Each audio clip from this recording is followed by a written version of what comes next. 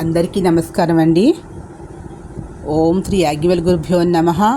ఓం శ్రీకృష్ణ పరమాత్మనే నమః. గీతా మహత్యం.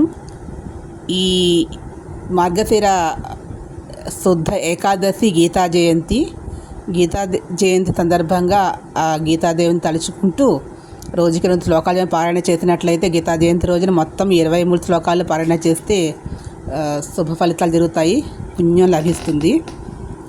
ధరోవాచ భగవాన్ పరమేశాన భక్తిరవ్యభిచారిణీ ప్రారబ్ధం భుజ్యమానస్య కథం భవతి హే ప్రభో.